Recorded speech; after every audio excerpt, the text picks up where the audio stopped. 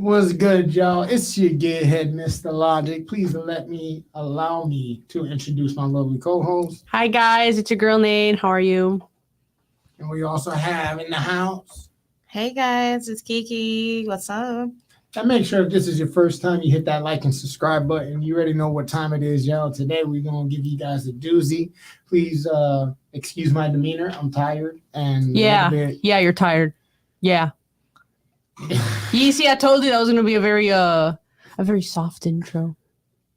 What I gotta do? Be like Macho Man. Welcome to the pool, brother. Like, no. Maybe. No. Well, usually you're always like, "Hey, what up, you guys? This is the 144 gang." Yeah, like very upbeat energy. You see, I knew that conversation before was gonna give us a little demeanor. Okay, allow me to introduce myself. Yo, it's your gearhead Logic. Yo, you know what we doing here. And as you know, this is one thing for show, two things for certain. Now let's break out into tradition since someone want to call me out about my demeanor. Yeah. Listen, I'm in my Drake zone right now, okay? I'm in my feelings. They're going to be great. Now, with that being said, Miss Nate, how was your week? Oh my God, you guys, today was my last day of class. Hey. All right. Oh my God, such a bittersweet feeling because I'm literally walking to my car and it just feels like a regular day. Like I'm like a regular school day that I'm just walking to my car. It doesn't feel like this is the last time I'll ever be leaving class. You know, it hasn't hit me yet, but it's such a good feeling because now it's like, wow, I'm done with school. Like, Oh, yeah. Such a relief. I know. Yeah, I wouldn't know anything about that. Last time I was in high school was, how old are you again? 25. Was it over 20 years ago? Yeah. Shit. Yeah, I had a hairline, okay? I had an actual hair. Damn. 2001, bro.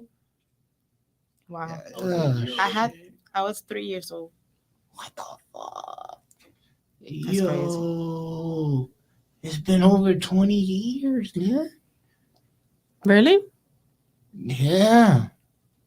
Wow. That's something to be proud about. I'm humble, man. I'm blessed, yo.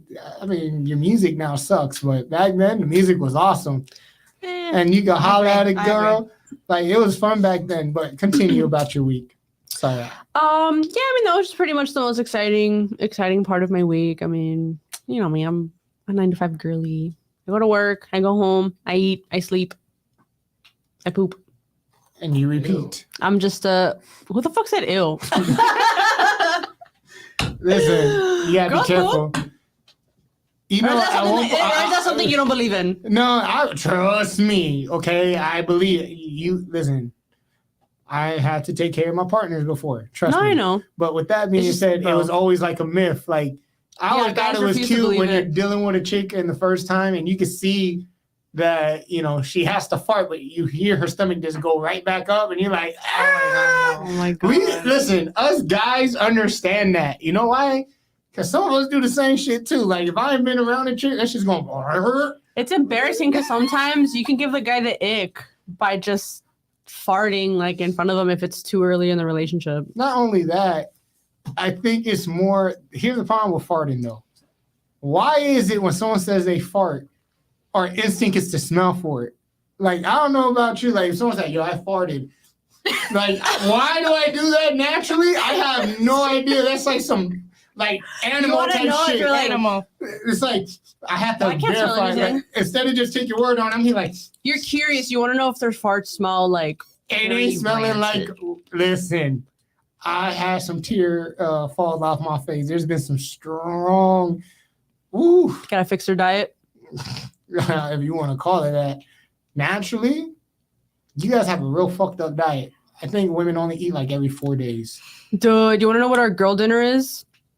So, ever since I moved in with my boyfriend, I've had to start making real food because if it was up to me and I'm lazy, I would just make my girl dinner. I would just, you know, get a side of like Hawaiian rolls and just like a hot dog sausage or just mashed potatoes by itself or maybe like just some chips, like a fucking chucheria.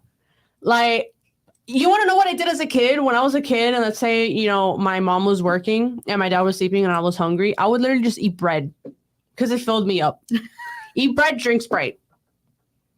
I would just go into the kitchen, and if I wanted a hankering for some protein, I would just eat a hot dog. Wow, Shit. that's crazy. I'm proud to say, in every relationship, I am the cook. I am the cook, and I would not change that for nothing. But I cook.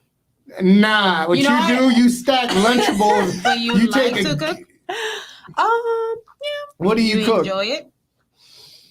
No. I wouldn't say it's like my heart's passion. Like I was born to be a chef, and you know, but You make tamales? For me, it's like if I'm gonna cook, at least I'll be satisfied that it'll come out the way that I wanted it to. With certain dishes, obviously, because there's some foods that I don't know how to make, which is, I'll admit, I'm not a chef, but there's like a certain way that I like to make certain foods or add a certain ingredient, like something so simple like mashed potatoes, for example.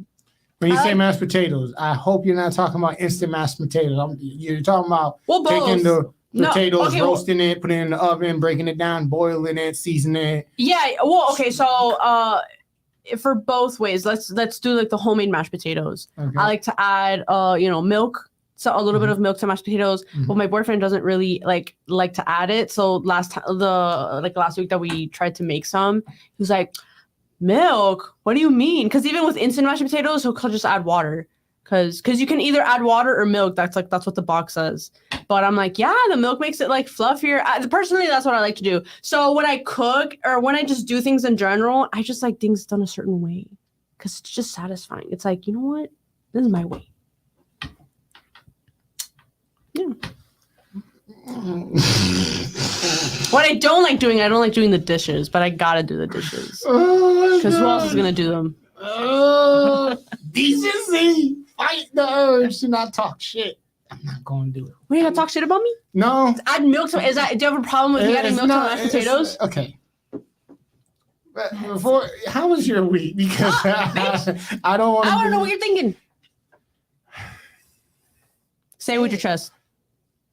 As you know, I don't consider myself a cook. I love to throw down. But easy, like you're talking about, it's like the flakes, and then you have the water, and then it comes thick. Like, you mean the instant mashed potatoes? Yeah, I just can't do it. You don't like instant mashed potatoes? Trust me, as a man, a beggar can't be a chooser. If it's there, I'm gonna tear it up. But by choice, when I make mashed potatoes, I go into I want to take a rustic potato, right? You wash it, you clean it, but I don't skin mine. What I end up doing is pretty much I put a fork in it, I season it with olive oil, a little bit of salt and pepper, crack it, put it in the oven for about maybe an hour and a half, take it out. And then what I do, I cut it down the middle and I peel back the skin easy since it's nice and hot, and I separate the skin. Then I basically mash it, right? And then I put it through a strainer to make it extra clean. No, you go all out. Yeah. And then with the skin, what I do is I take another coat of olive oil, a little bit of salt and pepper, and I sprinkle some bacon bites on it. Then I put it back in the oven, so now it's like crispy skin. And then I pour that back in. I add a little bit of sour cream. I make a roux, and then I add the cheese to the roux, and then I put that in there. I cut up some chives. Look at and you. Then, yeah, I'm a fat ass. I'm a fucking fat ass. Listen, and this is not bragging rights. It's just I come from a Haitian household, bro. Like when you see my mom throw down on food, she still don't tell me secrets. Right. I mean, I've done less instant mashed potatoes now that I've like moved out and I'm cooking my own food. But like when I lived with my parents, like I just didn't have the time to be cooking like that because that's the problem. I just had a lot on my plate. Like besides living with your parents, it really enables you to not really cook kind of like that. Like there would be times where I would go out of my way to do my own groceries, but not go all out because my parents would get like the majority stuff, but like a few snacks, a few things for work. But still, even though my mom would just have lunch prepared for me, she'd be like, "Mira, te hice lonche, like I have lunch for you for work already." And I didn't have to do anything. And it's like, it's getting to that point in my life where it's like, I'm super grateful, but I kind of want to do it myself. But then I tell her not to do it, and then I'm left in a predicament because, like, I'm like, damn, it's a luxury that you don't take for granted. It's easier now that I'm away. Yeah, mind you, like living on your own, that really takes a hardship because You work a tight shift, and this is you do it because you love the person. You get in that kitchen, you grill up. Thank God for rice makers, yo. I'll tell you that right now. Oh yeah.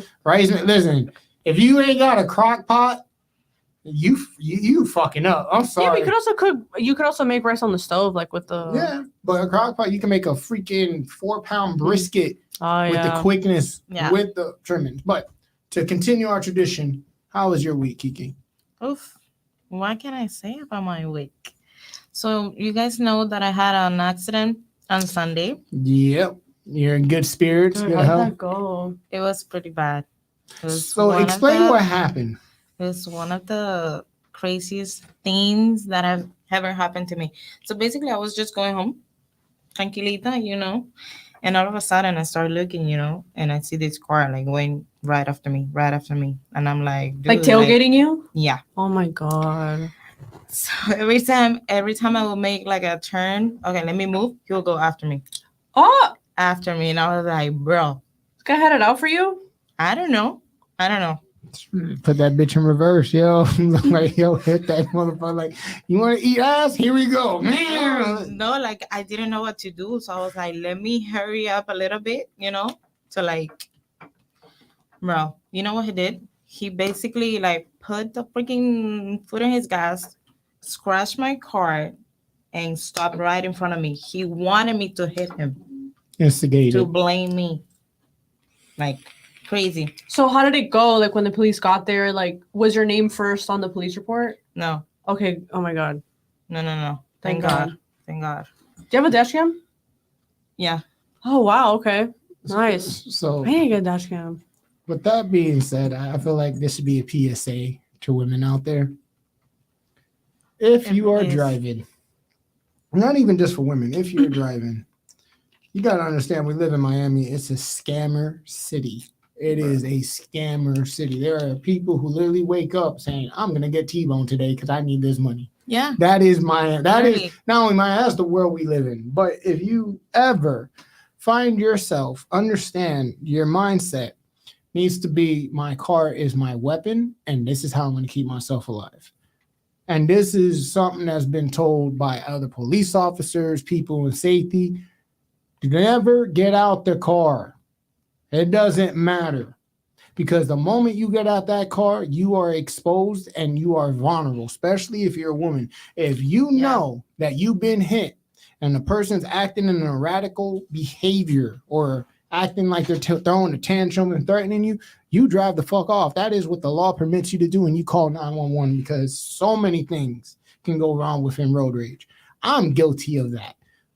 But that's for another day, because if I tell you what happened, y'all going. And again, Josh, I apologize for that night. I truly apologize. God. I apologize for that night. But I'm happy that you're safe. Thank you. Yeah. It was scary. It was scary. Well, yeah, because you're by yourself and you don't know what this person's capable of. You don't know if they're going to pull out on you. They're going to pull you out of the car. We are sometimes blind to our environment because we keep ourselves so occupied in the mind, where you have to save room. Like, people are really fucked up out here. Oh, yeah. And don't sleep on them. I don't care how well you think you might know the situation. Better safe than sorry. Straight up. And someone who wise once told me, it is better to be tried by 12 than carried by 6. Wow. But what from that experience alone, what do you wish you would have done different, if anything at all? Not get scared as much as I did. Fear. Because, sometimes when you get scared, you don't react the way that maybe you want to, I feel you. Fear is an impairment on people. Fear, you got 3 types: those who run, those who engage, and those who freeze up. Those are only 3 reactions to a heightened situation like that. But Damn. I'm happy. I'm glad you're okay though. Yeah. Because that's annoying, especially getting hit by someone you know that they're just like trying to be scammy. Yeah. Fuck yeah. It's like, you know what? I wish I was fucking crazy. You don't have to wish. You crazy. could be crazy. You don't have to wish nothing. No, I mean, there's a lot. I mean, I only say I wish I was crazy because I'm not gonna lie. I'm a big baby ass bitch. I'm not gonna do anything. What am I gonna do? I'm chasing your ass down. You are my alter ego, Jason. You're damn right. Like, what would Jason do? You know what? You're lucky I'm not Jason. You're lucky I'm not fucking chasing you. You hit me. You think I'm just I turn into a PI at that moment. I'll even turn off my lights just to see where you pull in. And then I ain't calling the police neither. Nah. Really? I'm making a citizen's arrest. Citizen's arrest. I'm joking. Oh my god. Listen, I'm joking. But I'm joking. Anyways. I don't deal well with that. But how was your week? My weekend, hey, listen. Shout out to the man upstairs. And the reason I say the man upstairs, I basically had a wake-up call in a manner that I did not expect. And it is definitely a little bit heartbreaking because sometimes in life you got to realize that you're the problem. And allow me to break it down in an example. People would treat you bad, but it's your fault because you allow it. And that's why I always say I'm not responsible for the person you bring out. You either bring out the best of me or the worst of me. But either or, I still have to take accountability for who I allowed you to bring out. And because I allowed you to bring that person out, I'm somewhat in the wrong. Mm-hmm. Your spirit, your peace, your mental is what you're supposed to gatekeep. So this weekend, me and Kiki ended up going to a seminar where all the fellow entrepreneurs and whatnot, and they spoke and they gave their testimony. And one stuck out to me. And this is why we call today's episode Decency. A lot of times you see on this show, we talk about crazy shit going on in the world. But for tonight, I want to basically do some healing and talk about really what matters to us. So before I cut into that, I have 2 questions for y'all. I'm going to ask you guys. We'll start with Nate. What means the world to you and why? I feel like you asked me this before in a previous podcast. I have. The world? I asked you, what means the world to you and why? I have asked her this 3 times and all 3 questions have changed over time. Yeah. So, what means the world to me? As of right now, the answer is kind of the same. You know, what means the world to me are my family, my friends. You know, it's my sense of community. But Jason definitely gave me perspective on choosing yourself. Like, what means the world to me is that I have my peace, I have my sanity, I have my grace, I have the ability to stand my ground because I've worked hard on myself over the past few years. You know, I'm a young adult. I'm learning how to navigate to be an adult, living on my own while still having the support of my family and my friends, you know, my loved ones. And, you know, just like I should choose me just as much as I choose other people. Thanks. Yeah, I think I'll share kind of the same. Like being at peace with yourself, knowing that your mind is like in a good place. Important. Your family, of course, close friends. Now, my second question that follows behind that. If all else failed today, what action would you take? And when I say if all else, that means the things you have set up like dominoes to go to your plan have failed, like it's failed. Right. What actions would you take and why? So if I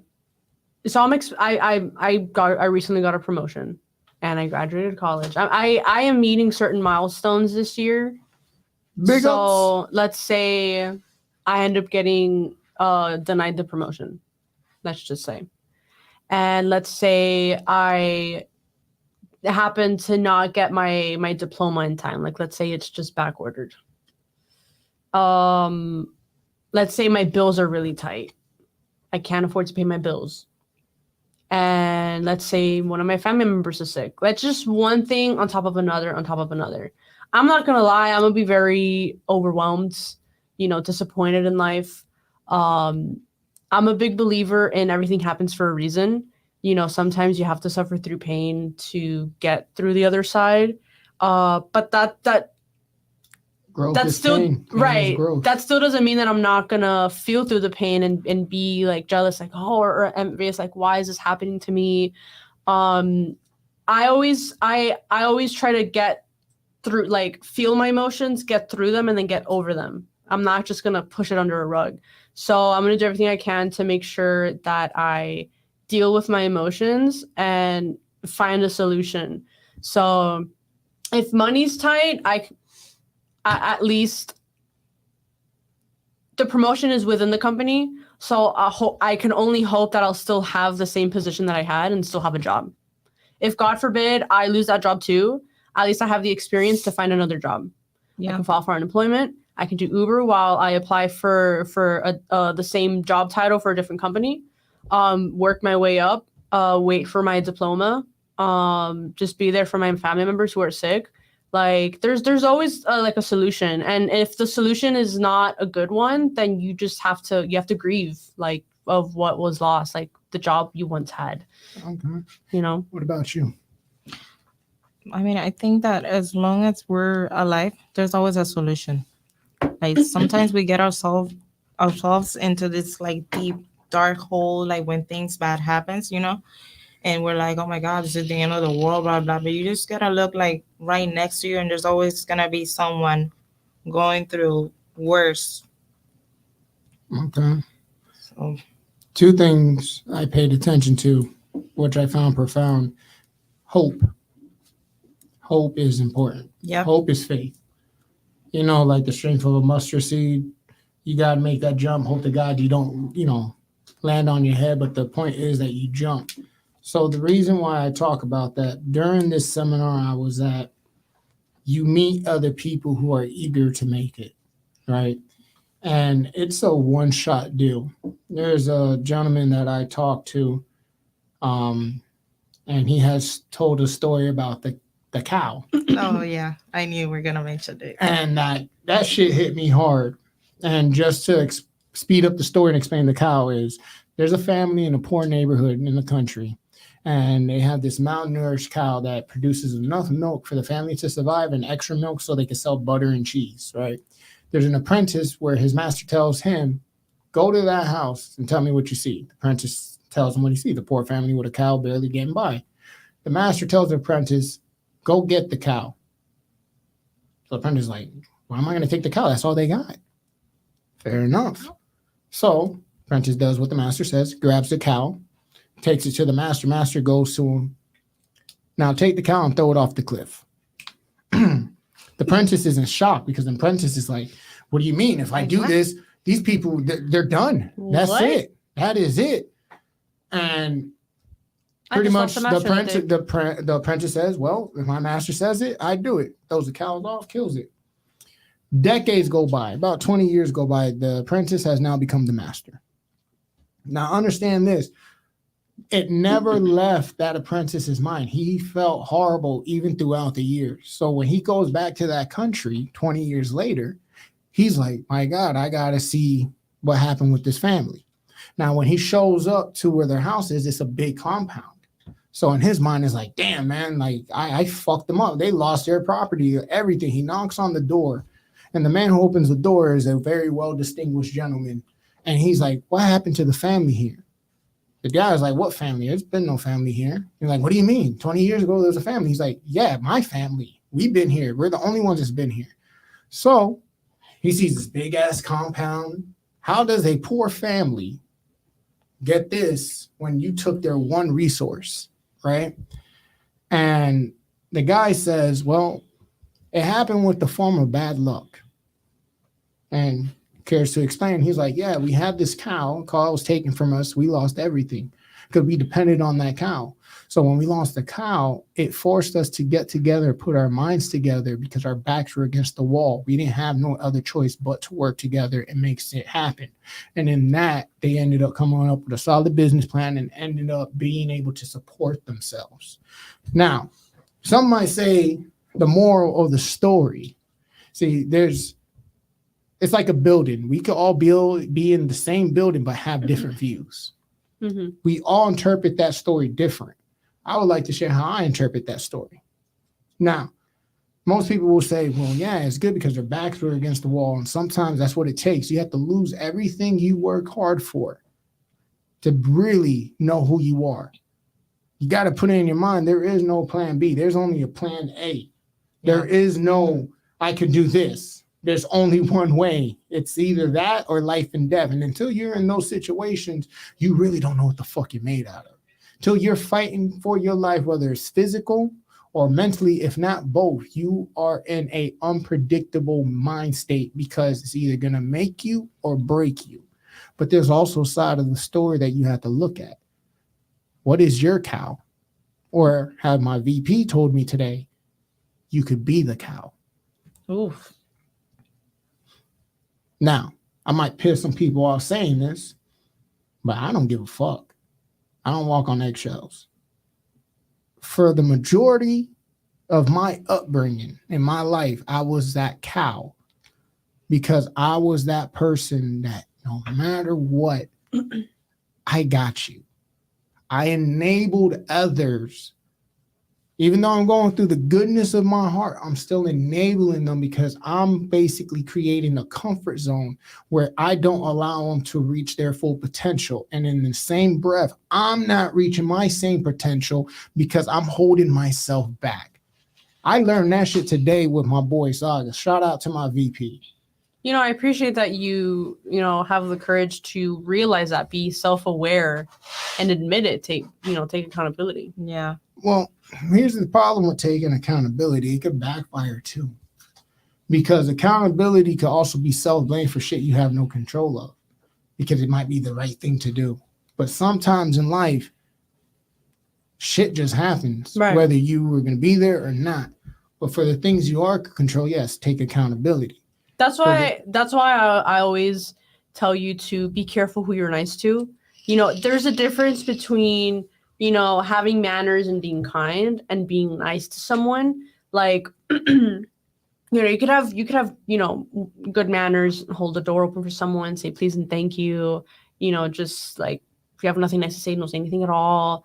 Going the extra mile and being nice, like doing somebody a favor, helping them, etc.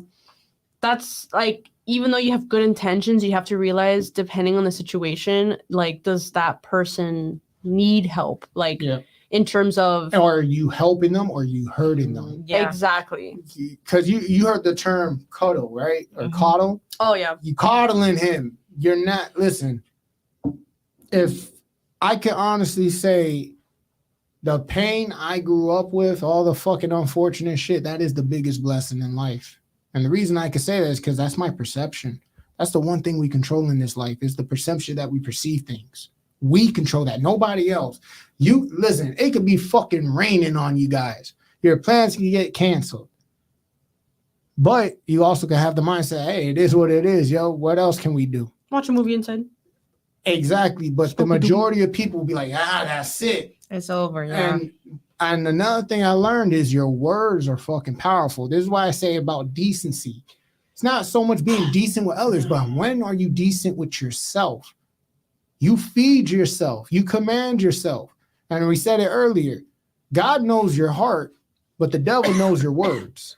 And with that being said, Joe, that's a dangerous place to be. That's why you got to really sometimes have to understand you may want people to celebrate for you. You may want people to be happy for you. And the truth is they will never be happy for you. And you have to make peace with that.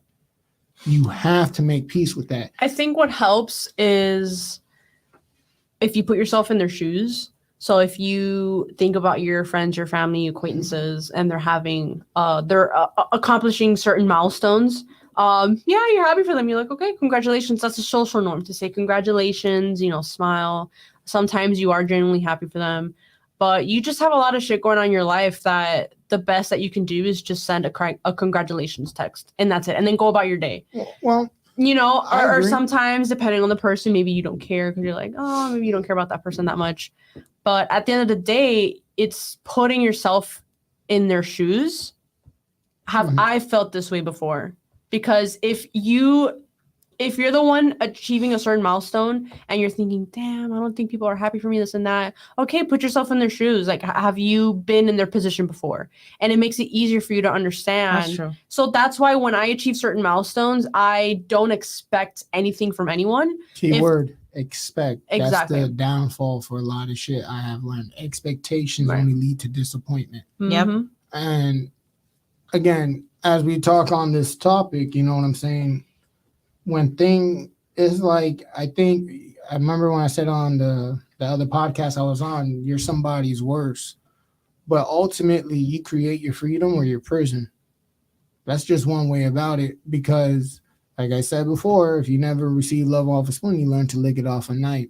If you never have people to sell it, there's certain people, you have people who are just regular, and then you got those who go through shit. And I'll always celebrate people just because that's something that I wish I had. But I also understand that because I didn't receive that congratulation or that happiness or the terms, hey, I'm proud of you, I can't hold that as a pride. As I gotten older, I learned that because when you're younger, we don't really have a sense of direction. We're just living. We're not living life. We're just living. And sometimes we could take the pain that we endure and it takes away from our decency where we use that as a power. But here's the problem with that. Imagine it like steroids. Yeah, it's going to get you where you need to go physically.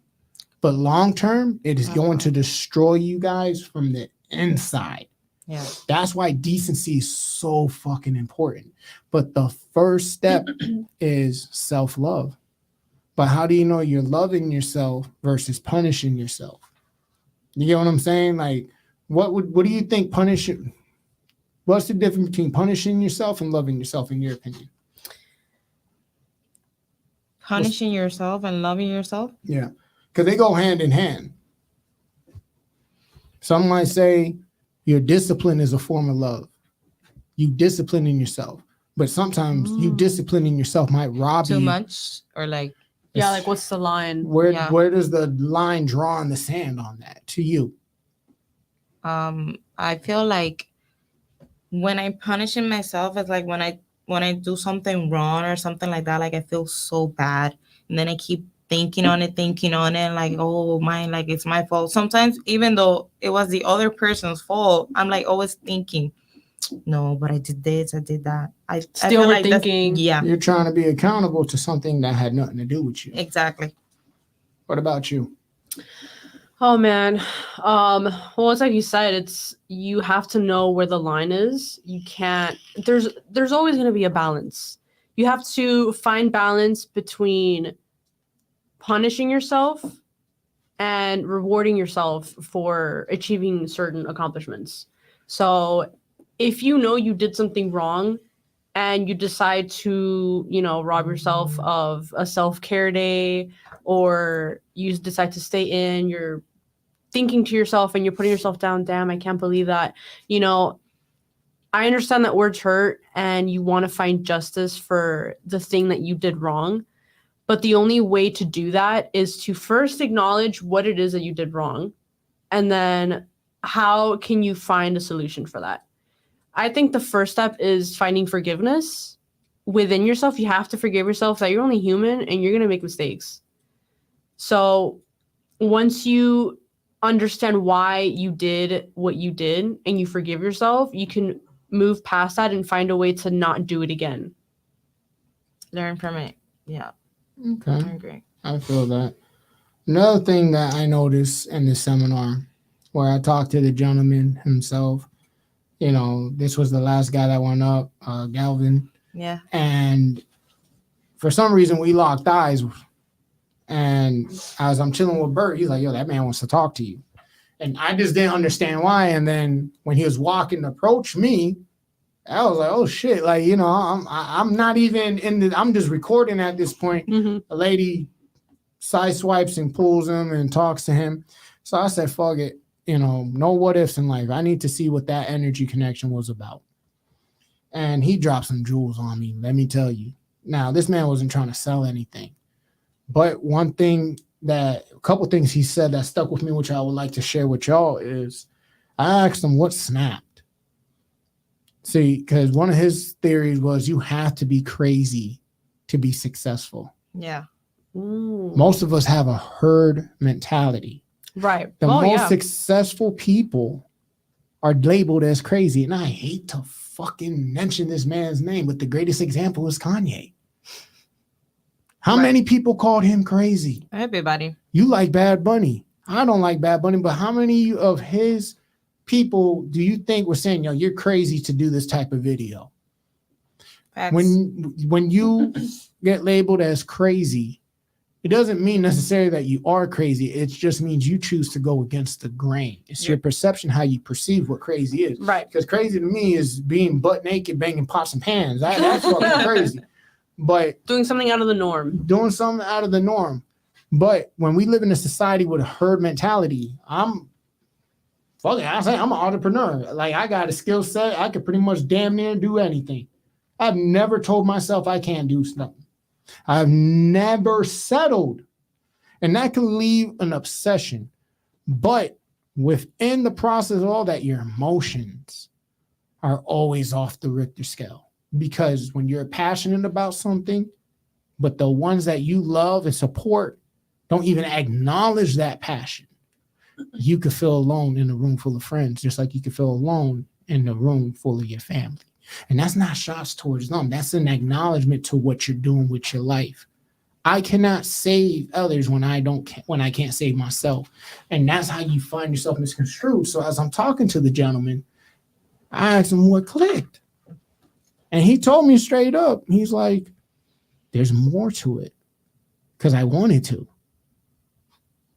Well, shit, when you think about that, I wanted to. That's very powerful to me because usually I'm thinking like maybe he saw something, maybe he saw a video. No, the man said because I wanted to. So I followed up with another question. How do you deal with the fear? And he told me people mistake courage with fear big time. See, I said, yo, you're going to have to explain this shit to me because I always thought being courageous means like, yo, you go in the building on fire. And he's like, nah. Here's the thing. Being courageous is great and all. But is it courageous if there's no sense of fear? And I was like, what do you mean? Because if you're running into a burning building, dude, like that's some scary shit. He's like, in order to make it into this world, you have to be vulnerable but sharp-minded. And you have to be willing to ask for help. That right there fucked me up. Because of all the pain and suffering I'm gone through, or you've gone through, we have literally embedded in our head, we got to get it out the mud ourselves. Because asking for help is a sign of weakness. Yeah. That is bullshit. That's a way to keep us divided. Because when you're not willing to ask for help, how are you really asking? That's like asking not to be taught. Mm-hmm. The student has to be a teacher at one point, and the only way he becomes a teacher is by listening to what the teacher has to say and asking the questions that he does not. So when I say this man sparked my brain that night, I didn't sleep. I did not sleep because same. The cow reference, like today, I didn't even think of myself as a cow. That definitely gave me perspective. Like I'm thinking the cow is something within the family or the friendship, but to label and this is why my VP wasn't wrong about labeling me a cow. Mm-hmm. Because I go out my way for so many people, I am hindering them. The first step to first step to self-love, believe it or not, the first step to self-love is having the ability to say no. That's the first step of self-love. Let me tell you, when you were telling that cow story, all I thought to myself was, I need the details. Why am I going to throw a cow off the cliff if I don't know the details? You have to trust the process. See, and the reason why I say you have to trust the process. You keep switching the camera. What ends up happening is the normal person would have been like, nah, I ain't doing that shit. Yeah. You know why? Because they feel you're- bad. The it's- morals are like, I can't do that to a cow. Whenever you're trying to learn something, take the fucking emotions out. That's something I had to learn. I'm still learning it. When my VP or my homie or anybody is going to teach me, whenever Bert teaches me something, I have to take the emotions out because it's not being said. It has nothing to do with my feelings. It has everything to do with what's best. Yeah. And sometimes sometimes it's going to be like a self-inflicted wound because it gets you off your comfort zone. So imagine you have this person who's so wise telling you to do that. You have to put your faith in it. And the faith that you put in it is in the process. You see, but that's difficult because it's different when God himself, shit happens in life and it just so happens that the cow just died. That's different because it's like you call it nature. Like, but when you intervene, it's different. When you intervene, it's different when it's actual people, like an actual person. Like, let's say I'm the master and you're the apprentice and I'm telling you, okay, you need to throw this cow off the cliff. You're in your head, you're going to be like, you're going to see me as a person and you'll be like, well, who are you? Like, why do you have that value to say to throw the cow off the cliff? Like, why? But you know what cancels that? But if God himself is telling you to do it, that kind of, at least for me, I'd be like, okay, because I trust you. But like when a person tells you, it's like, well, because people are flawed. You're right. But you also have to look at, from my perspective, right? Right. I would look at it, say my boy, right? My VP, he tells me the truth always. The reason I'm able to listen is because I have to understand he got to the point where I'm trying to be. That mentor from that place, he's where I aspire to be. That apprentice that had to listen to the master, even though you don't agree with it, he's the master for a reason. But I have a question. But hold on. With that being said, right, you have to look and respect certain people's responses and actions because it's not about self. We take it as self because of what we feel. And because we feel it, we may take it personal. You get what I'm saying? That's why emotions is very dangerous in the art of teaching because you can't have any. Because the moment, it's like art of war, right? Once you have your foot on a man's neck, you break that bitch. Because if you show any leniency, if it's the other way around, it would have been a wrap for you. Yeah. So when it comes to teaching moments, I think this is where our generation, not only yours, I'm saying our generation coming up in the world that we are, our self-experiences mixed with our emotions end up sabotaging our growth process because we can't accept the fact. We need to know the why. And sometimes that why is self-destruction. Okay. That's going off on that, I have a question. So you said people need to know the why. I personally think the why is important. People want to know the why. People want to know the why. I personally think the why is important in order to learn. It's different. The way that I see it, it's different when you are being taught a life lesson by life itself. It's different when you are going through a situation in life. Let's say you're going through a heartbreak. This, pretty typical. People go through heartbreaks all the time. Your partner's no good for you, and you accidentally walk in on your partner and they're cheating on you and this and that, and you're thinking to yourself, why me? Like, why this happen? And it was life showing you this person's no good for you. You need to see for your own eyes that this person has no intention of caring about you or having the decency to be loyal to you. And so this is life's way of saying, look, these are this person's true colors.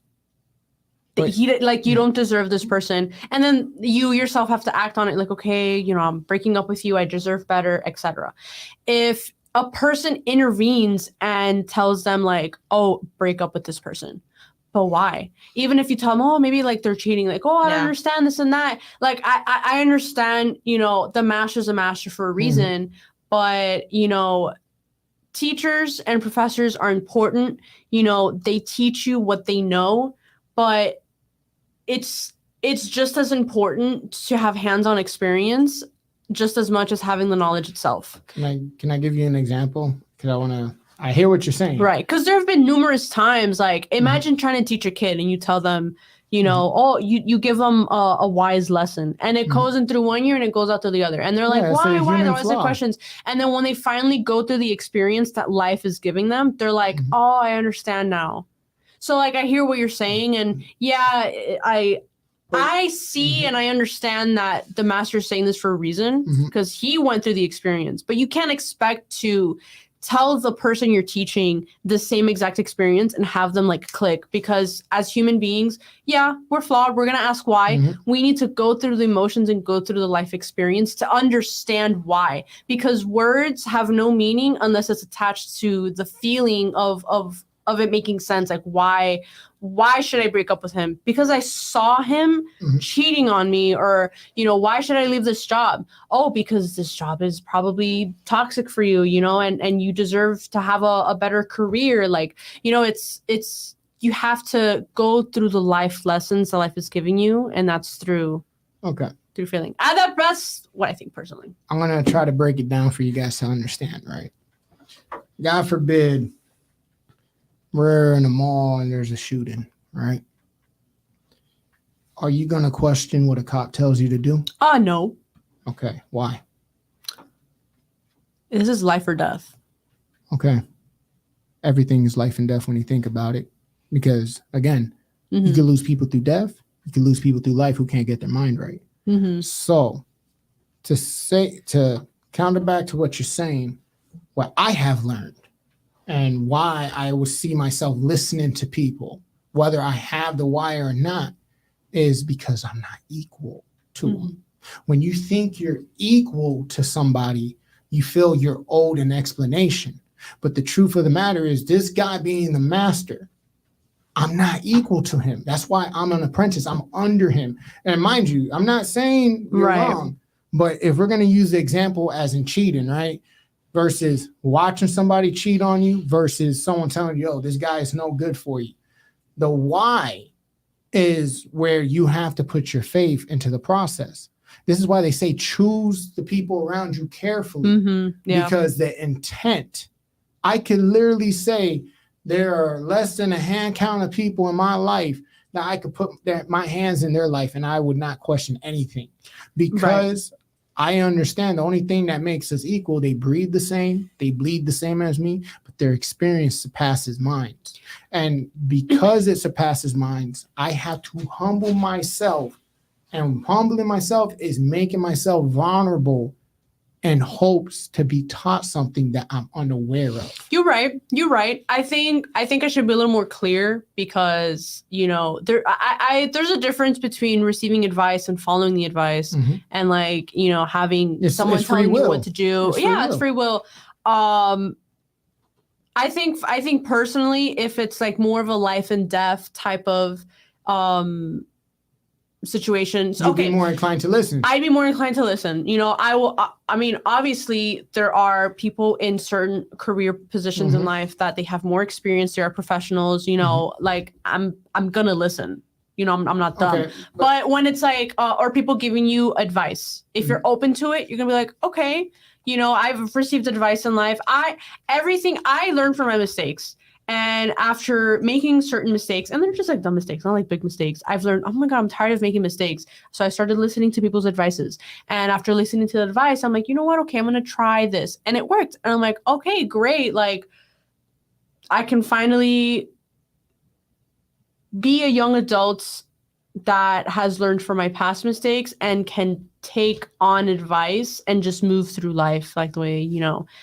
But everyone has, like, it's free will. You can't expect. I think the key word is expect. You can't expect someone to follow it, because they're going to want to know why. That's fine. But you made a point right there. You see how you said it's life and death in a situation. That's why you would be inclined to listen like that.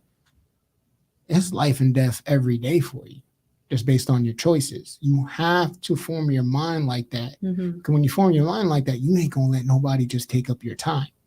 You ain't going to let nobody just occupy and be rent-free in your fucking... This is what I learned. Right. And I even learned further on talking to my boy today. I am responsible for how I feel. I am responsible for how I handle what I'm in possession of. I have to own. However, what I own is priceless. You just don't give that to anybody. You get what I'm saying? But when you realize how special it is and how precious it is and time sensitive it is, that's where I think you humble yourself. It's like, yo, I know plenty shit, but I don't train this nigga. I don't train so many people in auto tech, how to work on cars, how to fix engines. And one thing I always kept myself humble was no matter how new the person is, they could always show me something new. Mhm. Yeah. And the reason why I'm like that is because I have been, I don't forget where I came from. And when you're on a journey of seeking knowledge, you have to let go of that why. I'd rather fuck around and find out later. And that's what makes life beautiful. Because when you, some situations, if you explain why, imagine this, right? Your man is rushing you. He's never rushed you. And you're like, why? What's going on? Da, da, da, da, da. You're thinking like, yo, he's just being a dick. But, however, I'm not saying you, I'm just giving an example, right? Mhm. You want to know why this man is rushing you. Like, what's the big deal? Like, what the fuck is wrong with you? You're never like this. Wait, you want to know what I would do? But wait, Okay. it ends up being you keep asking why? And then something happens. And then it ends up being he blows off steam because there's a fucking birthday surprise for you. But you fucked it up because you couldn't put your faith and trust into somebody that you should know has their best interest for you. And that's what fucks us up as society. We have to learn to have decency and be obedient. Wait, okay. Regardless. Can I say something? Yes. Because that wouldn't be me. I'm not let me saying say you, something. though. I just use this as an example. Okay, but I was because talking in general. Because my man actually doesn't rush me. Oh my god, it's great. It feels so nice when I have somebody rush you. I rush myself because I'm like, oh my god, he's not rushing me, but I think I should, I start rushing myself. So if one day out of the blue he starts rushing me, I'm not gonna get mad. I'll be like, okay. And if I happen to leave the house like, are you gonna not ask fully him ready? why are you rushing me? Probably in the beginning. Okay, there we go. Ray already confirmed. Yeah. He confirmed. think so. She's gonna. I probably think I'll be like, but guess what? I'll be like, what? But don't have a few minutes. but Why? that's a natural response. But I'm not going to be annoying about it. If he's like, no, babe, come on, we have to hurry up. I'll be like, okay, fine. And in the back of my head, because one time for Christmas, I was going to buy myself a Marc Jacobs bag. And he told me, he's like, don't buy it. And he's never told me what to do with my money. And so I'm like, okay, I won't buy it. And in that instance, any typical person be like, oh my God, who are you to be telling me how to spend my money? No, this is so... You're arguing me. Yo, the tea's coming out, dog. I realized... But Stop! Okay, I'm like, fine. no, you don't need it. Yo, let me tell you something. Because after he said that, that's when it clicked. I'm like, it clicked a little late, but I clicked. I'm like, oh, you know He's what? right. Fine. It's the holiday season. He's never like this. I'm gonna take him by his word, and he got me the bag. And so after that point, if he's ever out of character, I'm not gonna say anything in the moment. I'll probably be like, why? Like probably once, but I'll leave it as is. No te haga. If at the end of the night I notice like maybe the surprise didn't happen or whatever, I'd bring it up, be like, hey, I have a question. Like, why were you rushing me? Like, is it because the reservation or whatever? And we'd clear up the room. But 9 times out of 10, a surprise would be at the end of the door. And I'd be like, you know what? Okay, fine. Because if he's acting out of character, it's for a reason. But you have to trust. That why? Listen. That's the thing. Why? That's the process. Trust. Agreed. What do you think? When do you think about why? And also another thing that they talked about on the seminar, you remember? Like when you were saying that you gotta treat every situation like it's life or death. Yes. Because we spend most of the time living like we're gonna live like 3-4 lives. Yeah. This is the only life that we're gonna live. I might die tonight, God forbid. I might get in my car and boom, Jay's gone. Do not expect to wake up the next day. What that does is it shows you true gratitude and what to appreciate. Mm-hmm. And I unfortunately had that life lesson more than once. Mm-hmm. And it's like I told her, the other day because I'm in a lot of pain, right? And I was like, yeah, I might go to the hospital. I'm thankful for the pain I'm in because it's a constant reminder of how precious life is.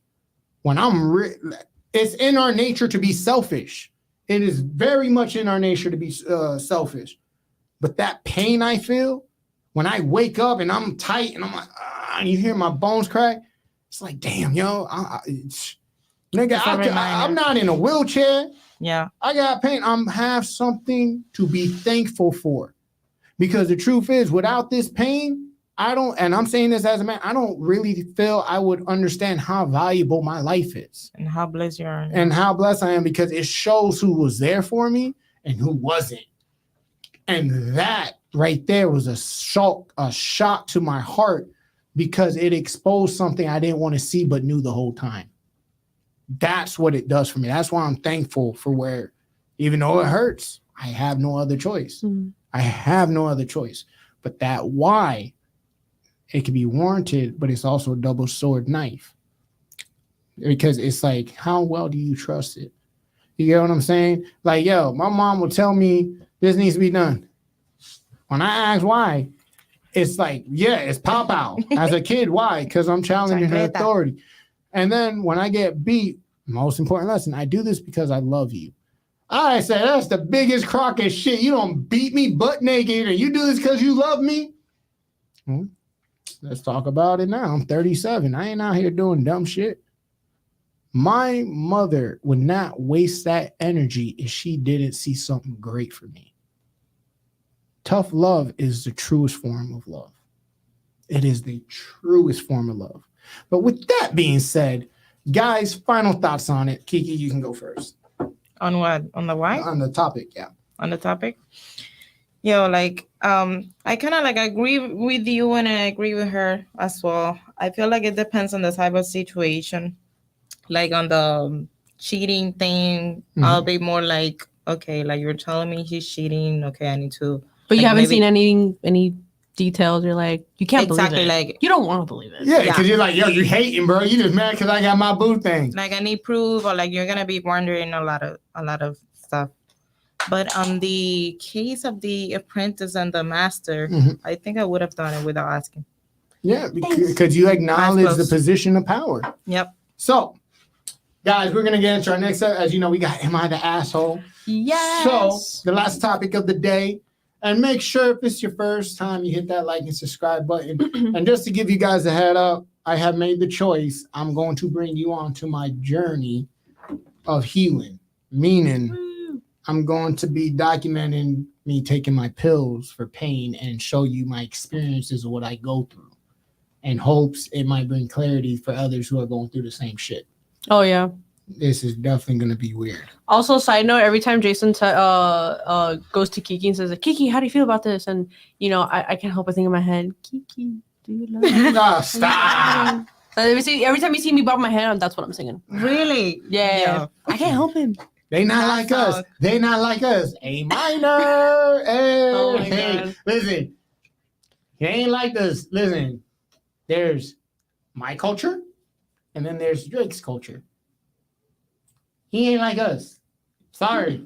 Hey, You're we not. bump into the same song. He ain't like us. You ain't like us. You ain't like us. All right. Let's do it. All right. So, how do I, 27 male, tell my girlfriend, 28 female, who suffers from vaginismus, that I really miss sex without hurting her feelings? Hold on. I hope I'm pronouncing that correctly, Hold by on. the way. Wait, vaginism? Vaginismus. What is Vaginismus. that? Yeah. Before you vaginismus. continue, Look it I'm up. going to Google that right now. Yes. Yeah. Because I need We need context. to know 'Cause what is that. spell that shit for me, please. Do I need to go incognito mode? Like that. No. Vag. INISMUS. Vaginism. What is that? Oh, I dealt with this. Yeah, really? Yeah, shorty. Oh. That sucks. That sucks. Say it. What Okay. is it? So what it is during intercourse, certain women contract, and they can contract so hard they lock up, and as they lock up, as you're trying to go back and forth, you're ripping them, and it's painful as fuck for both parties, but more for the woman. Some women can't even wear tampons. Yeah. So pretty much with one of the shorties I was dealing with, this is years ago. I thought she was fucking around, and it ended up getting to a point like the condom came off because of her. But that's something that they can't control. Oh man, I don't muscle know. relaxant. Usually there's certain treats. That's like, but it's also strong. Remember, it's muscles contracting, and imagine while having intercourse, you're feeling like you got cramps with your cycle. Even Times 10. childbirth, I think it says there that childbirth is very it's worse for women who have that condition. Yes, because your body is naturally locking out. Yeah. That's sad. It made the relationship very hard. I ain't gonna lie to you. It makes it very difficult. Mm-hmm. Was that the reason you guys split? Nah, she was crazy. It was different reasons. Yeah, I ain't even gonna say you crazy. It was her ex. Quick story, yo. She asked me to stay at her crib one time, and I see her car, and I'm like, yo, who's that? She's like, oh, that's just my ex. I was like, oh, shit. Wait, what? I'm in my 20s. I dealt with older women. I was crazy back then. And That's bold. she asked me to sleep over. I was like, all right, fuck it. This nigga's not going to stay out there. Yo, I go out to smoke a cigarette. This dude been out there so long that his whole windshield is... We're talking, this man's been there for 12 and a half hours. And I'm like, dog, Holy crap. this man is going to kill me. This man is going to kill me. Oh my God. When I said I thought this man... Who does that? You were there when I got there, and you're there in the morning as I'm getting ready to get my shit together and go to work. That's creepy. And then also, it was... I don't like speaking about people when they're not there to defend themselves. I can only eat fritanga like 3 times a week at most. I can't eat that shit every day. You start eating that cheese, it's like... Oh my God, Jason. I can't do that. Yeah. But she was she was down, but she had too many issues. And listen, I'm not getting killed over some girl I just met type shit. Bro. But continue the story. Anyways, so how do I tell my girlfriend who suffers from vaginismus that I really miss sex without hurting her feelings? And I really hope I'm pronouncing that correctly, by the way, guys. Sorry if I'm butchering that word. So Vaginismus. So my girlfriend and I have been a couple for over 7 years. Recently, we bought a house together and we adopted a dog and a cat. We love each other and have fun together. Throughout our relationship, we never had sex. Initially, she was very defensive about it and would end any conversation by walking away. About a year, she opened up to me about her vaginismus. I gave her time to understand her condition and find a doctor. However, months later, I discovered she hasn't seen a doctor. After a discussion, she found out she found one she trusted who recommended physical therapy. But many months later, I found out she gave up after just a few sessions. This led to another argument and new promises. Now, 6 years later, after numerous arguments about therapy, physical therapy, doctors, and medications, I feel exhausted. Every time I try to support her, she pushes back and gives up. She keeps telling me she wants to fix things and would love to have a sexual relationship with me. But then she doesn't take any action. I've always been very supportive and patient, but now I'm realizing that I've been missing out on a significant aspect of a healthy relationship. How can I tell my girlfriend that I've run out of patience without coming across as a jerk and hurting her feelings? Yeah. Jason, we want to hear your thoughts on this one, please. Yeah, because you look like you're about to explode if you don't let you cook. Yeah, you look ahead. Just dying. Dog, nah, I gotta let y'all go because this is gonna be I mean, I feel okay. like As women, bruh. how do you feel about that? Do you support her? Do you feel she's in the wrong? Do you feel like there needs to be more compromising? Now getting the full aspect. What is it? 6 years? 7 years? I feel And like ain't that got no lady guts. has someone else. Okay. What else? Honestly, I am very glad that I don't have that condition. I can't even imagine. Oh my God. I feel for her how terrible it must be. I'm assuming she's on the younger side, probably late 20s. That's just, honestly, if it were me, I would. I don't even know if there's a cure for it. Would you stop trying though? If you care about your That's relationship? something that the person who has it has to decide whether or not they want to stop having sex altogether. You know, there are people who are abstinent their whole lives. Maybe they'll have sex, whatever. If that's something that they decide, then they decide it. They have to tell the partners. They have to live their life that way. Because to each their own. In this situation, this is a very difficult situation because it's been, 7 years and they've barely had any sex at all. I mean, the patience on this guy, you know, some people's sexual relationship.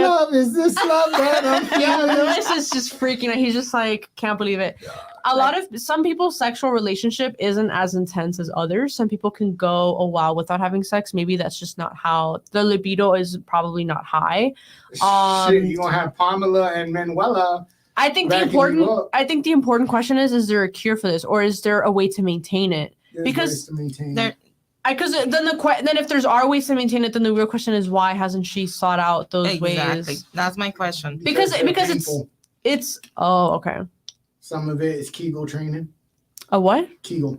What's that? You put like a weight in there, you open, close. You have to get control of the muscle. Yeah, like exercise. To do it voluntarily. And also like maybe go to like, you know. Yeah. So, if I may cook. Please, because... Now,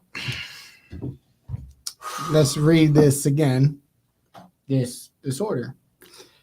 Vaginism, a sexual dysfunction that causes involuntary or persistent contractions of vaginal muscles. Often during penetration, it can make penetration difficult or painful, or even prevent sexual intercourse. Vaginism can also occur when inserting a tampon during a pelvic exam. Now, I can't believe I'm actually going to say this. I can't. He's meditating. She's the asshole and she's not the asshole. See, it comes into compromising, right? Mm-hmm. It also comes into what is your love language. Most, if not majority of men's love language is touch and intimacy. Mm-hmm. Now, for those who don't understand, the only reason I feel like I can speak on this because dealing with shit like this, it's a mental breakdown. There's a fear. True. You know, imagine this happens. And again, he's not feeling the pain. Pain is subjective. What I call easy pain, someone might be in like, yo, put me out of my misery, right? So the pain is subjective. I think he's also the asshole because he wasn't honest with himself. You could wait for people to change, but the only time they're going to change is when they want to, not by any deadline that you give them. Change has to come within, not from the outside. So the reason why I say she's not the asshole, she was born this way. That's a disability. You cannot fault somebody for a disability. But what you can do is basically fault somebody for not being transparent. Yes. Mm-hmm. She was not transparent with it from the beginning. That's the issue why I say she's the asshole. You don't go around here because we got what's called time and we don't get it back. Now, she could seek treatments. Yeah, there's options. But you're talking about women who are very self-conscious, who plan ahead. Maybe she's scared. Maybe she's basically been told by her doctors what's the worst thing that can happen. Or she may not want to get ripped and have to go to the emergency room to get sewn up. Or maybe she's scared to get pregnant because she knows it's going to be so extremely painful. Or maybe the pain has her shook. Or, like you said, there might be somebody on the outside. Because when you love somebody, essentially, love is a painful process. We all take L's for the ones we love. I'm not saying she has to, but that's literally how it works. I'm not always going to be wanting to fucking do shit with my partner. But because of the love and respect I have for her and the relationship, I put myself into game mode. Because what I'm not willing to do, another man is. That's the oldest code in the trick that we've been told as young men. Women, on the other hand, if he loves you, he'll accept you for the way you are. To me, that's bullshit. And the reason I say that's bullshit because it comes down to compatibility. Now, 7 years, my dude, you have no one to blame but yourself. No one to blame but yourself. And the reason I say that is if it didn't change the first year, the second year, the third year, it wasn't going to change it, no matter how much time went by. So you're the asshole for staying when you know that's not what you want, but she's the asshole for not being straightforward about it from the beginning. Mm-hmm. And that's my take. That's crazy. Final thoughts before we close out. No, and the fact that he waited 7 years to like ask himself, oh, should I ask her? Or like, dude. It's like it's like That's dealing with crazy. someone who's a drug addict. You're hoping they're going to change, but that change only comes from the person who's going through it. I mean, they have a house, they have a dog and a cat. So that's why I say he's You know? he's dumb, because after learning that, you kept investing, hoping she was going to change. Yeah. But she technically showed you her true colors when she decided not to tell you off rip. Mm-hmm. When people show you who they are, believe them. They show you who they are, believe them. Trust me, I'm still making that mistake, unfortunately. But if they show you who they are, you believe them the first time. Period. Your emotions will get you fucked up in this life.